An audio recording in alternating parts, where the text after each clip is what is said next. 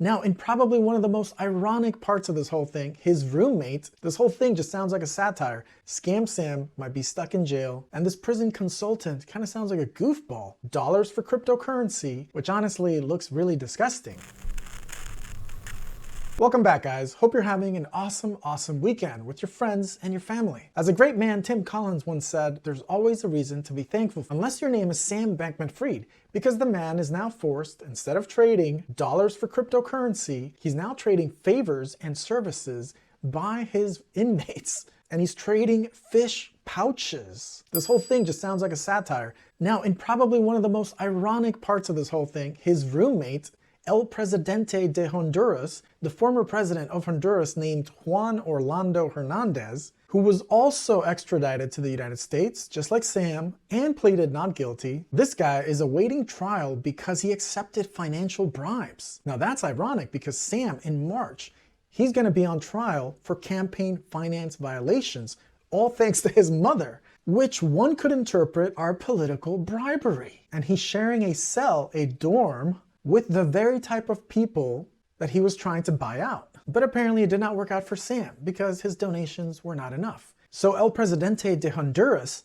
this guy's defense lawyer, said that Sam and him are getting along just cordially. They're doing very well as roommates. And that makes sense because Sam was used to rubbing shoulders with heads of state and of course a bunch of celebrities. So the little pouches of fish, also called Macs, apparently have a logic behind them because they have a steady value and they're pegged to the dollar, kind of like a stable coin in a crypto exchange. They say the mackerel or examples like tuna are a stable commodity, of course pegged to the dollar, and they retain their value inside of the prison economic system. All fascinating and very funny. I was actually supposed to have this video out yesterday, except my memory card died. So anyways, here it is. This is all based off of a Wall Street Journal article where they actually talk to a guy who's a prison consultant, a convicted lawyer turned consultant. This prison consultant named Bill Baroni, he even provided the Wall Street with a picture of this fish pouch, this mackerel fillet in soybean oil, the other chicken of the sea, which honestly looks really disgusting. Why would this be prison currency is beyond me. You would think it would be something like candy, something sweeter, something enjoyable. This looks extremely hella disgusting. So Sam is stuck at the Brooklyn Metro Detention Center until his sentencing up in March the 28th of 2024. So this prison consultant speaking to the Wall Street Journal, he claims that Sam traded 4 of these pouches for his haircut, that nice handsome look he had for his trial.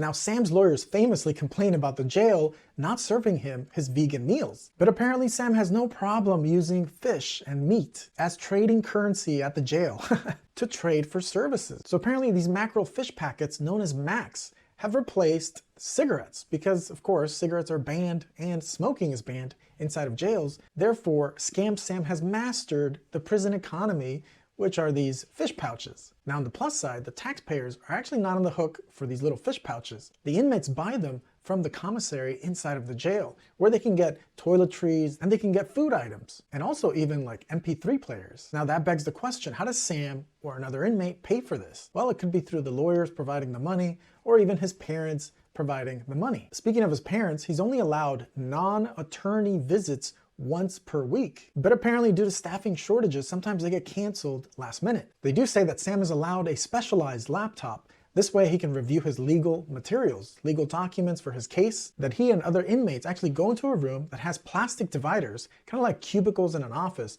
and this is where they all access their computers. No indication of internet access given though. And the Brooklyn Detention Center has been known as a hellhole, where the workers themselves even complain of the conditions. And there were even judges previously that the judges themselves called the jail a hellhole. Now Sam is actually in a separate unit from the violent people, let's say, the violent inmates. His unit consists of mostly people who've done fraud. And it sounds like his unit doesn't commingle with any other unit. Also, all the meals that they give him, all the meals they're served, actually they just bring him to the cell. They call them dormitories. And that he tends to be stuck inside the cell unit because they're not allowed to roam around. So unlike the movies where they have an open cafeteria, they don't have this. And then after he's sentenced, he's going to be transferred to a federal prison, potentially a lower security prison, where this Baroni political consultant says that Sam's life will get better, where it's likely that Sam will actually enjoy more freedoms at the federal prison. freedom of movement within the facility. El Presidente de Honduras, his lawyers also did say that staffing shortages have led to canceled visits. So it must really be a big problem there. And Wall Street Journal did confirm that Scam Sam is getting his appropriate meds that he needs,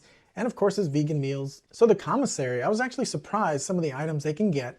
And honestly, I was surprised by the cost. They provide peanut butter as an example. They say that it costs $4.15 for peanut butter. You can also get a pair of sneakers at the commissary. That'll set you back $80. And the fish pouch, the mackerel, costs $1.30. So if he paid 4 pouches for his haircut, that is a hell of a deal. They do say those fish pouches used to cost $1 back in 2020. Going up 30% to $1.30. Could this 30% be the real inflation rate? That's what I'm wondering. Another example of an inmate in the same unit as El Presidente and Sam Bankman is somebody from Mexico, the former Secretary of Public Security, who was apparently convicted of also accepting financial bribery from cartel members. So given the pictures of Sam's parents going to visit him in jail, especially his mother, since she's the one who was in charge of political donations from FTX and Sam Bankman Fried, is essentially the one to blame for all of his campaign finance violations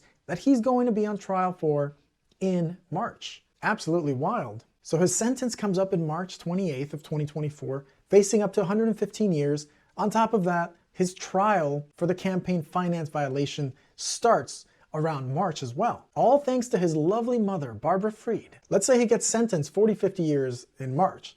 And then for his next trial, he gets sentenced for 15 or 20 years. Very long sentences. Scam Sam might be stuck in jail the rest of his life. So far, the only people making out like bandits appear to be his parents. So given that Sam went to MIT, and of course his parents are legal experts, it's no wonder that he's a quick learner, and he obviously picked up the prison economic system and how it works. And this prison consultant kind of sounds like a goofball. This guy claims that when Sam Bankman Fried gets moved to a federal prison, he's going to take his fish pouches with him. This whole thing just sounds like a satire. So the article ends with a prison consultant saying that the MAC currency system is far more stable than crypto. So silly. What a joke.